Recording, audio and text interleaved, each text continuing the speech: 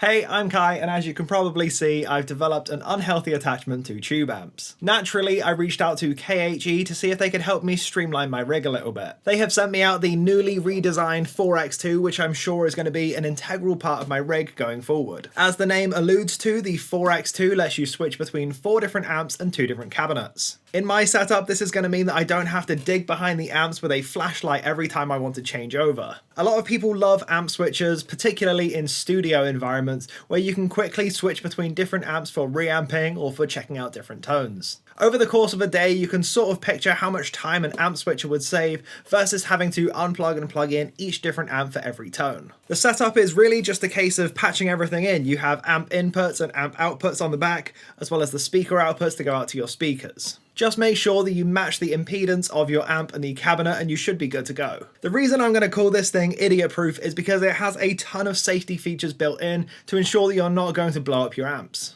You can't activate an amp on this without a load connected, and each of the amp inputs on this have a resistive load. These resistive loads are able to take a huge amount of wattage, up to 150 watts per channel. This means that it should cover most amps quite nicely. So yeah, pretty idiot-proof, and as someone that has broken quite a lot of gear, I do really appreciate these kinds of features. I also really like that there is a guitar input on the front as well as a second guitar input on the back, so you can pick whichever one works best for your setup. I should also mention rack ears are included in the box, so if you want to have this one in a rack unit instead, it's very easy to do so. One of the things that I really like about this is that it's got a MIDI input and a control input as well, so that you can stack multiple different versions of these amp switches together for future expandability.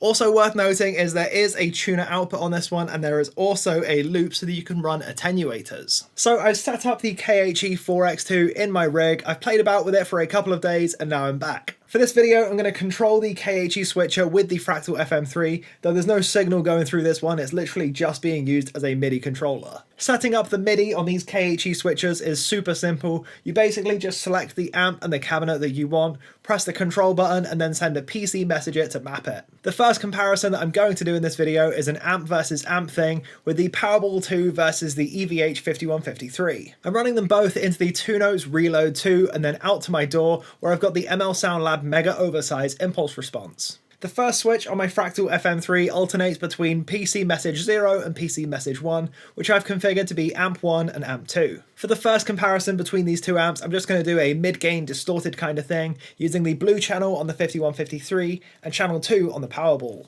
5153 first.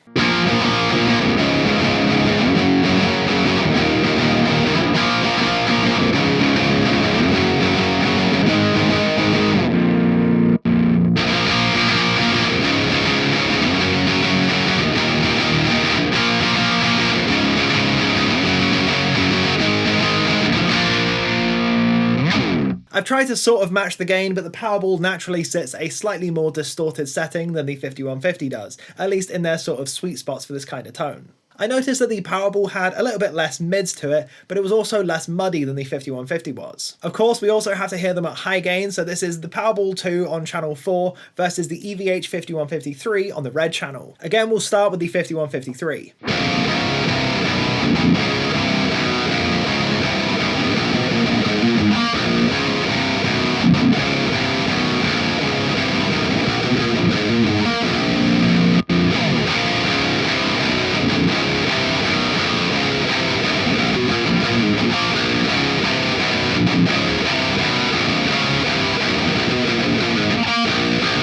On the tighter, more staccato kind of riffs, I found myself preferring the 5153. It just had a little bit of extra detail to it and a little bit more articulation.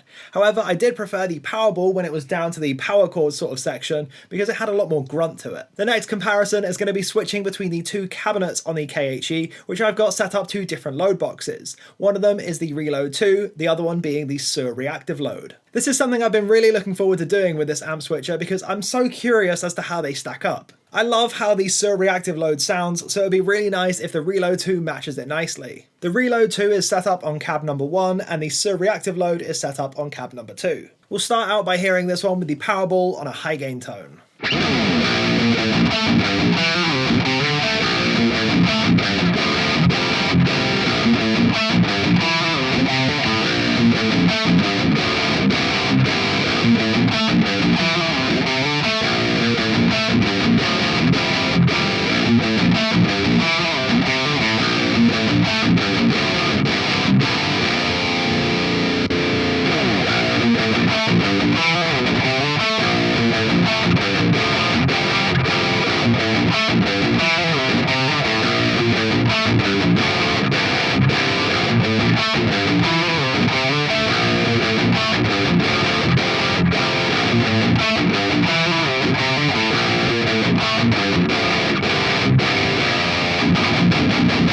Now, as much as I love the features of the 2-nose reload 2, this test has sort of shown me that I still prefer how the Suhr reactive load sounds. The reload 2 is a little bit scooped sounding and a little bit harsh on the high end, and doesn't have the same low-mid push that the Suhr has. This is a test I've been meaning to do for a long while, but having the switcher here means that this can really be sped along. I'll also do the same A/B load box comparison through the crunch setting on the Powerball.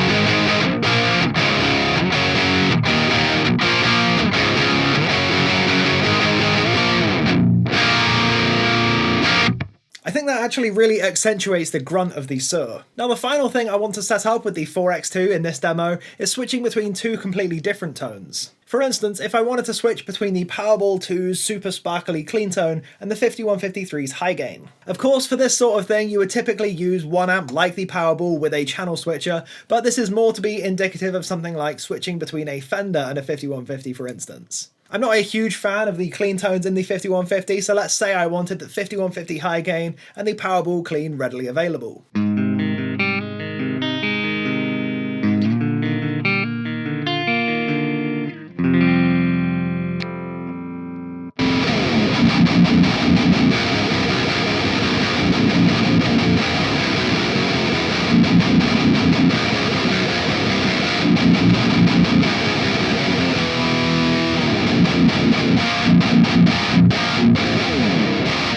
Now, there is a noticeable gap when you switch between the two different amps, so I wouldn't say it's particularly useful in a live environment. However, that's not really what it's designed for. It's really more of a studio tool than anything. For instance, I could run a pedal into the front end of the KHE amp switcher and then switch between two different amplifiers to see which one takes the pedal the best. For this, we'll check out the Holy Island Audio Tides and we'll go through the clean channel of the Powerball and the crunch channel of the 5153. This time we'll start on the Powerball and go from the cleaner tone to the dirtier tone.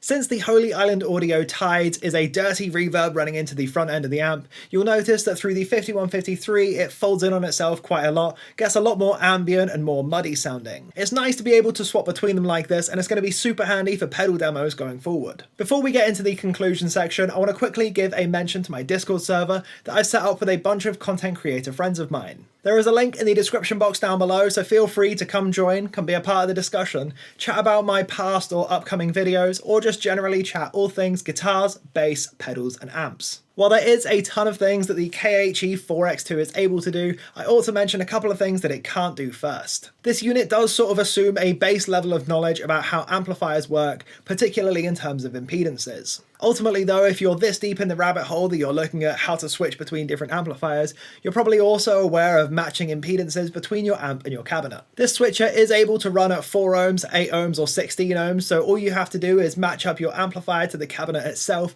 and you should be good to go with the KHE in the middle. I've configured everything to 8 ohms for this demo as the Suhr reactive load runs at 8 ohms. Outside of impedances, this unit is also not able to do stereo setups. You can't run a single amp out to 2 different cabinets, and you also can't run 2 different amps into the same cabinet. In fact, all this unit lets you do is run a single amp and a single cab at the same time. As far as the safety stuff is concerned though, KHE have implemented pretty much every single safety feature that they were able to. It's still smart to plug everything in and route everything correctly with the amps turned off and the power turned off at the wall. Also, it's worth double checking all of your connections and checking each amp individually before you go into turning everything on at the same time. There's a lot of patching in work involved with this one, as you have to connect all of the amplifiers, both the speaker output as well as the amp's input. Silly mistakes like plugging the speaker output into the input of the KHE can be very costly, so just be warned, read the manual, make sure you're doing everything by the book. I'd also highly recommend color coding your cables so that you know what's what from a quick glance. I'm now going to pull everything together into a sort of review and conclusion sort of thing, although as this is a very utility-based device, I can't really input much subjectivity into this. I do need to mention that KHE have sent me this unit for demo and review purposes. If you are looking for something that can switch between different amps and different cabinets, the 4X2 has implemented this in such a fantastic way. Previously, my workflow for pedal demos especially was a little bit of a hassle. I would sort of have to take a stab at which amp I think would be a best pairing for the pedal, and then if it didn't work, I'd have to unplug everything and plug it all into a different amplifier, and just repeat that process over and over again until I find the right thing. If I like the first amp I pick, then great, the setup only really took me a couple of minutes. However, if I find myself going back and forth between them, it takes an awful lot of time stacked up throughout the course of a day. Being able to just leave all of my amps plugged in and turned on and switch between them to find the best pairing for a pedal is going to come in clutch. My only real subjective negative about this unit is that I wish it was IEC powered rather than the 15-volt port that there is on the unit. The power supply does break out into a separate box with an IEC port on it though, so it's not that much of a hassle. I am really looking forward to implementing the KHE 4X2 in my setup in the future though, as it opens up a lot of scope for AB amp comparisons especially. For instance, I could shoot out the $550 Crab Brown Eye behind me with the $2,600 Powerball 2. Or I could do something like the Kraken versus the 5150, the 5150 versus the Rockerverb versus the Kraken, all three against each other. It just opens up so much scope and makes everything so much easier to do. Feel free to let me know which one of these A/B tests you would be most interested in hearing. That's all for this one, so thank you ever so much for sticking around to the end of it. If you wanted to grab yourself an amp switcher, I will leave a link in the description box down below to KHE's website. Until next time though, I've been Kai.